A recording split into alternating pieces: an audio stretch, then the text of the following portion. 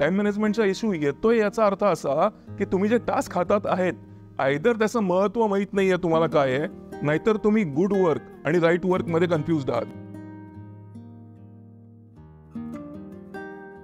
Otherwise तुम्ही 10 वर्ष होऊ देत तुमच्या लाईफची अजून पुढची आणि तुम्हाला महत्वाचं काय हे जर कळलं नसेल आणि तुम्ही चांगली कामं पण करत असाल आणि योग्य कामं पण त्याच्यातच कोंबत असाल तर टाइम मॅनेजमेंट येणं हे तुम्हाला टेन्शन घेण्याची गरज नाही, कारण त्यामध्ये टेन्शन घेण्याने ते सुटणार नाही, या सुटणार नॉलेजने आहे. आणि नॉलेज कशाचं?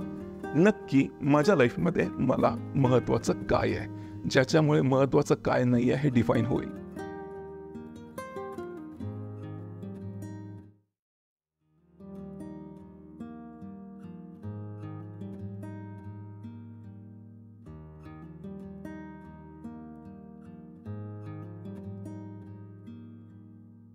आजचा जो प्रश्न आहे त्या प्रश्न आहे टाइम मॅनेजमेंट बाबतीत. पण पहिल्यांदा मला तुम्हाला सगळ्यात सुरुवातीला हे सांगायचं आहे की टाइम मॅनेजमेंट ही कॉन्सेप्टच मिसलिडिंग आहे. टाइम मॅनेजच करता येत नाही. आपल्याला जे करायचं असतं मॅनेज, तो टास्क मॅनेज करायचा असतो जो त्या टाइममध्ये कम्प्लीट करायचा. टाइम 24 आवर्स आहे. मॅनेज कधी कराल? जेव्हा वाढण्याची शक्यता आहे, कमी होण्याची शक्यता आहे. तुमच्याकडे 10 लिटर पाणी आहे. 10 लिटर पाणी दिवसभरात तुम्हाला वापरायचं आहे तुमच्या कुटुंबामध्ये. आता वॉटर मॅनेजमेंट नाही आहे, डिस्ट्रीब्युशन मॅनेजमेंट आहे. प्रश्नच चुकतोय की टाइम मॅनेजमेंट करायचं कसं? टाइम मॅनेज करता येत नाही, टास्क मॅनेज करता येतं. एकदा तुम्हाला ही कॉन्सेप्ट कळली की टास्क मॅनेज करता येतो आणि टाइम करायचा नाही आहे, तर आपल्याला 50% कामं सुटतात. म्हणजे आपल्या मनाचं टेन्शन 50% कमी होतं, कारण आपल्याला टास्क हा आपल्या कंट्रोलमध्ये असतो, पण आपल्याला काम करायचं आहे. आता टास्क मॅनेज करण्यासाठी आपल्याला सगळ्यात महत्त्वाचं ते मला तुम्हाला सांगायचं आहे, ते आपल्याला शिकायचं आहे की जे आजपर्यंत कोणी त्याच्याबद्दल बोलतच नाही आहे, जे ऍक्च्युली बोललं पाहिजे. की तुम्हाला जेव्हा कळतं ना की तुमच्यासाठी बरोबर काय, तेव्हा चुकीचं डिफाईन करता येतं. तुम्हाला लाईफमध्ये नक्की काय आहे जे पाहिजे आहे. तुमच्या लाईफमध्ये समजा तुम्ही एक आई आहात, तुम्हाला 2 मुलं वाढवायची आहेत आणि त्या 2 मुलांना करिअर द्यायचं आहे. असं करिअर ज्या करिअरमध्ये ते स्वतःच्या पायावर उभे राहतील, हे सगळ्यात तुमच्या महत्वाचं आहे. आता हे कळलं ना तुम्हाला की तुम्हाला आई हा रोल सगळ्यात टॉप प्रायोरिटीचा आहे, तर टाइम मॅनेजमेंट याच्यासाठी सोपं जातो. कारण आई जी असते, जी 2 मुलांना वाढवत असते, तेव्हाच एक भांडीवाली असते, ती त्यांना म्हणते की मला आजच्या आज 500 रुपये द्या. आई मुलाचा अभ्यास घेते, आता भांडीवाली 500 रुपये मागते, तेव्हाच बेल वाजते, तेव्हाच आईला उठून बेल ओढायला लागते, दार उघडायला लागतं. या सगळ्यामध्ये तिला वाटतं एवढं करण्यासारखं आहे दिवसभरात, मी कुठे कुठे पुरी पडू. नाही, तुला अभ्यास घेताना उठायचंच नाहीये, तुला अभ्यासच घ्यायचा आहे. मेडला सांगायचंय की दार उघड, मेडला सांगायचं 10 मिनिटं थांब, मग तुला 500 रुपये देते, कारण आता याचं गणित पूर्ण होऊ दे, नाही तर मी उठले तर हा पण उठणार, याचा टेम्पो जाणार. कारण आपल्याला महत्वाचं काय आहे हे कळलं, मग चुकीचं काय आहे ते डिफाईन करता येतं. तुम्हाला माहिती आहे का तुम्हाला काय पाहिजे तुमच्या लाईफकडनं, काय मिळालं तुमच्या लाईफमध्ये, तुमच्या लाईफच्या एंडला मिळालेलं असेल तर तुम्हाला वाटेल की जीवन सार्थकी लागलं बाबा. ते जर माहीत नसेल ना तरच टाइम मॅनेजमेंट हा इश्यू येऊ शकतो. दुसरं, जे तुम्हाला टाइम मॅनेजमेंट जेवढे टास्क येत आहेत आपल्या लाईफमध्ये, आपल्या दिवसामध्ये जेवढे टास्क आपल्याला करायचे आहेत, काय झाडांना पाणी घालायचंय, घर आवरायचंय, मग अभ्यास करायचा आहे, आणि मग ईमेल्स पाठवायचे आहेत, आणि मग प्रेझेंटेशन तयार करायचं आहे. ओके, तुम्हाला हे माहिती आहे का की झाडांना पाणी घातल्याने होणार काय आहे? तरच तुम्हाला त्याचं टाइम मॅनेजमेंटचं टेन्शन येऊ शकतं. जर तुम्हाला माहीत नसेल झाडांना पाणी घातल्याने नक्की होणार काय आहे. तुम्हाला ऑक्सिजन मिळतो, हवा फिल्टर होऊन घरामध्ये येते, झाडं जगल्याने घरामध्ये एक लाईव्हली वातावरण तयार होतं, ज्याच्यामुळे कामाचं मूड हा जो 1 तास राहणार असतो तो 1.5 तास राहतो. शपथ, म्हणजे काम करतानाचं काम सोपं करणं झाडाचं पाणी घालणं आहे. याचं महत्वाचं, प्रत्येक गोष्टीचं तुम्हाला लाईफमध्ये जे काही हवंय त्याला कशा प्रकारे ते सपोर्ट करून मिळणार आहे, हे जर तुम्हाला जे काही दिवसभरात अकम्प्लिश करायचंय त्याच्या प्रत्येक टास्कच्या मागे तुम्हाला होणारा फ्युचर मधला फायदा हा जर कळला तर टाइम मॅनेजमेंट करता येणं सोपं आहे. तुम्हाला हे कळतं की हे महत्वाचं आहे, हे महत्वाचं आहे. महत्वाचं नसताना जर तुम्ही ते करायला गेलात तर टाइम मॅनेजमेंटचं टेन्शन सुरू होतं. कुठल्याही आईला ऐकलंय का हो, जिने बाळाला नवीन जन्म दिलाय, की मला काय काय करायला लागतं, याचं हे आंघोळ घाला, त्याच्यानंतर त्याला फीड करा, त्याच्यानंतर घरी आल्यानंतर परत त्याच्या कपड्यांना इस्त्री करा, त्याचे कपडे धुवा. तिला ते एन्जॉयमेंट वाटते, कारण तिला माहिती असतं की या सगळ्यांना मला मातृत्वाचा आनंद मिळणार आहे, आणि पुढे जाऊन मला हे सगळं, हेच संस्कार मला याला द्यायचेत, या बाला द्यायचेत, जे पुढे जाऊन तशीच पिढीत पुढची वाढवणार आहे, जसं मी याला वाढवतेय. हे माहिती असतं तिला सबकॉन्शियसली. तिला टाइम मॅनेजमेंटचा इश्यू नाहीये. टाइम मॅनेजमेंटचा इश्यू येतोय याचा अर्थ असा की तुम्ही जे टास्क हातात आहेत आयदर त्याचं महत्व माहित नाहीये तुम्हाला काय आहे, नाहीतर तुम्ही गुड वर्क आणि राईट वर्क मध्ये कन्फ्युज आहात. गुड वर्क आणि राईट वर्क म्हणजे काय? समजा तुम्ही मी इथं आता बसलोय आणि आता मी इथं बसलो असताना पटकन एक बेल वाजली आणि बेल वाजल्यानंतर मला कोणीतरी विचारलं की बाबा इकडनं जायचंय मला एका अशा ठिकाणी गार्डनमध्ये, मी माझ्या प्रेयसीला घेऊन गार्डनमध्ये चाललोय, मला जवळच्या गार्डनचा प्लीज पत्ता देतोस का, जिथे खूप झाडं असतील, म्हणजे झाडाखाली बसून मी तिच्याशी गोलू गप्पा मारू शकतो. आणि मी आता व्हिडिओ रेकॉर्ड करतोय, तर मला पत्ता सांगणं हे चांगलं काम आहे. त्यांचं लग्न होणार आहे, ते दोघं एकमेकांची एंगेज आहेत, त्यांना प्रायव्हसी पाहिजे, त्यांना हे पत्ता सांगणं चांगलं काम आहे. पण बरोबर नाही आहे ते काम. माझ्यासाठी बरोबर काय आहे? हा व्हिडिओ पूर्ण रेकॉर्ड करणं. मग कितीही वेळा बेल वाजू दे, मी उठणार नाही. का उठणार नाही? कारण मला राईट वर्क, जे आपण योग्य काम आणि चांगलं काम, राईट वर्क एका साईडला आणि दुसरं गुड वर्क दुसऱ्या साईडला, याच्यामध्ये कायम चॅलेंजेस येणार. समाजाने आपल्याला कायम गुड वर्क मध्ये एंगेज करून ठेवलेलं आहे. सगळी जी समाजाने सांगितलेली कामं आहेत ती समाजासाठी उपयोगाची आहेत, आपल्यासाठी ती उपयोगाची असतीलच असं नाही. आपल्याला जे महत्वाचं आहे त्याच्यानुसार आपण जर आपला टाइम मॅनेज करत राहिलो तर टाइम मॅनेजमेंट हे टेन्शनचं काम राहत नाही. तिसरी गोष्ट, टाइम मॅनेजमेंट मध्ये आपलं चुकतं कुठे? आपण सगळं एका दिवसात कोंबतो, आपण सगळं 1-2 दिवसात कोंबतो.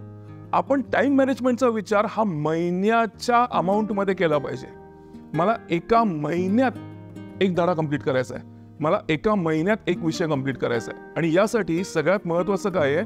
जेव्हा टाइम मॅनेजमेंटचा आपण विचार करतो तेव्हा टाइम मॅनेजमेंटचा विचार करावा जेव्हा लोक टाइम मॅनेजमेंटच्या विचाराबाबतीत काही डोक्यात घेतच नाहीत. म्हणजे अभ्यास करायचा आहे तर अभ्यास जुलैपासून सुरू करा, एप्रिलमध्ये नको.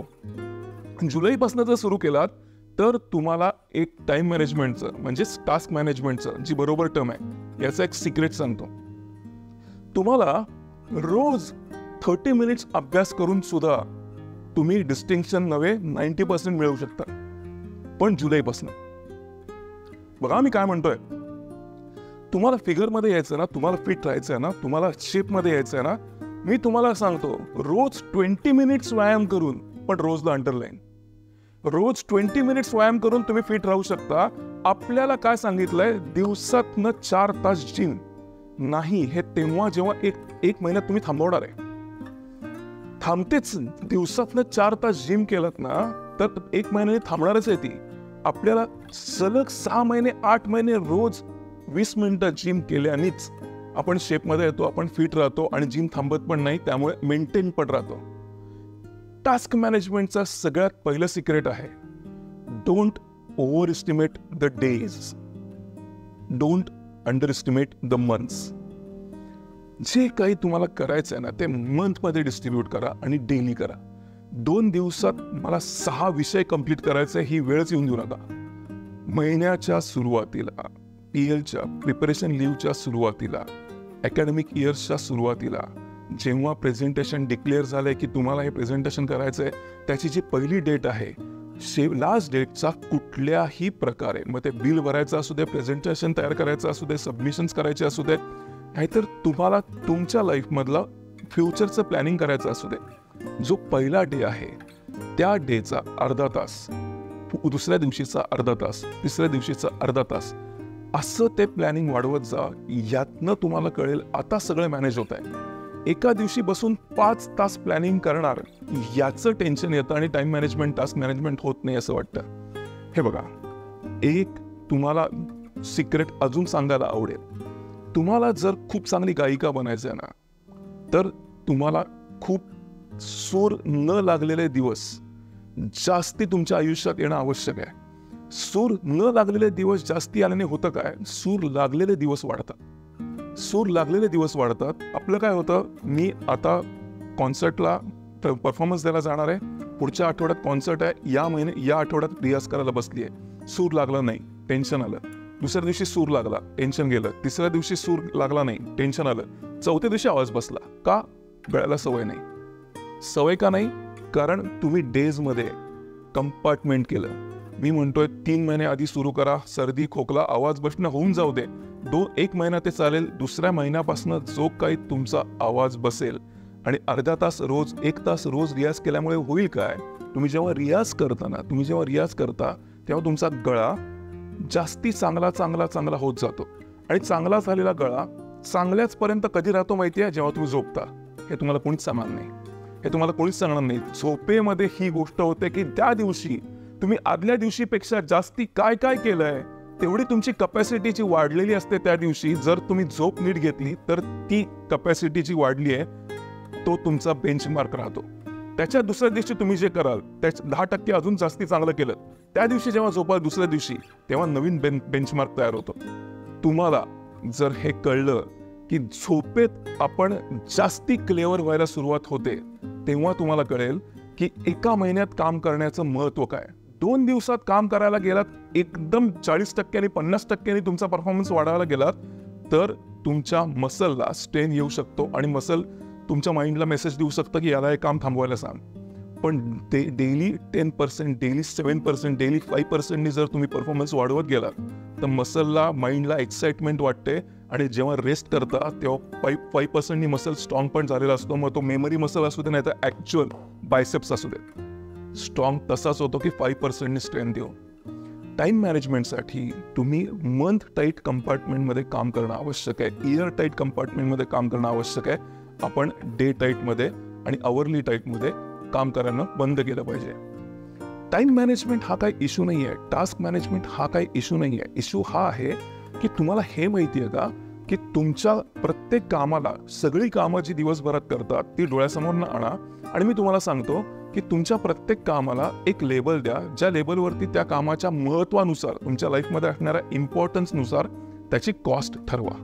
मग तुम्हाला असं कधी वाटतं का हो, जेव्हा बेल वाजली आणि दार उघडणं याचा तुमच्यासाठी कॉस्ट ही असेल 2,000 रुपये, आणि जर तुमच्या मुलाचा अभ्यास घेणं आणि त्याला या परीक्षेमध्ये डिस्टिंक्शन मिळवून देणं, अशा प्रकारे टेक्निक त्याला अभ्यासाची शिकवणं, याचा असेल 2 करोड रुपये, तर या 2 करोड रुपये अभ्यास घेणे या प्रसंगाला तो टॅग लावा, प्राइस टॅग लावा. दार उघडणे, फोन उचलणे, ईमेल चेक करणे, गुगलमध्ये जाऊन कुठले नवीन व्हिडिओ स्वतःचे रेकॉर्ड करणे, याला 2,000 रुपयाचा टॅग लावा, प्राइस टॅग लावा. आणि एकदम any given point of time तुम्हाला कन्फ्युजन होतंय, टाइम मॅनेजमेंटचं टेन्शन येतंय की अगं मी करू काय, इतकी कामं आहेत दिवसभरात, मी विचारतोय त्यांच्याकडचा प्राइस टॅग बघा, तुम्हाला कळेल काय नाही करायचं आणि काय करायचं. आणि टाइम मॅनेजमेंटचा इश्यू, टास्क मॅनेजमेंटचा इश्यू उरणार नाही. तुम्हाला जर प्राइस टॅग जर आज दिवसभरात तुम्ही हा व्हिडिओ बघितला, तुम्ही दिवसभरात जेवढी काही कामं करता त्याला प्राइस टॅग लावलात, आजच लावायचा, पण हा व्हिडिओ बघितल्या लावायचा, तर उद्यापासनं त्या कामापैकी काय नाही करायचं हे कळेल. आणि त्या कामात न केल्यामुळे जो उरलेला वेळ आहे, ते काम डिलीट केल्यामुळे जे गॅप्स तयार झालेत वेळेच्या, त्या वेळेत ती कामं बसवता येतात जी तुमच्यासाठी 2 करोड रुपयाची आहेत. टास्क मॅनेजमेंट हे खूप एक्साइटिंग प्रोजेक्ट आहे जेव्हा तुम्हाला कळतं तुमच्या लाईफमध्ये तुम्हाला नक्की करायचं आहे काय. अदरवाईज तुम्ही 10 वर्ष होऊ देत तुमच्या लाईफची अजून पुढची, आणि तुम्हाला महत्वाचं काय हे जर कळलं नसेल आणि तुम्ही चांगली कामं पण करत असाल आणि योग्य कामं पण त्याच्यातच कोंबत असाल, तर टाइम मॅनेजमेंट येणं हे तुम्हाला टेन्शन घेण्याची गरज नाही. कारण त्यामध्ये टेन्शन घेण्याने ते सुटणार नाही, या सुटणार नॉलेजने आहे. आणि नॉलेज कशाचं, नक्की माझ्या लाईफमध्ये मला महत्वाचं काय आहे, ज्याच्यामुळे महत्वाचं काय नाही आहे हे डिफाईन होईल. I think I have made my points clear. नक्की याची मदत होईल अशी आशा आहे. लगेच नोट्स काढा आणि पुढच्या व्हिडिओची वाट बघा. अशाच सिरियस बिझनेसच्या गोष्टी तुमच्यासाठी घेऊन येईन. तोपर्यंत आज्ञा घेतो. Thank you so much.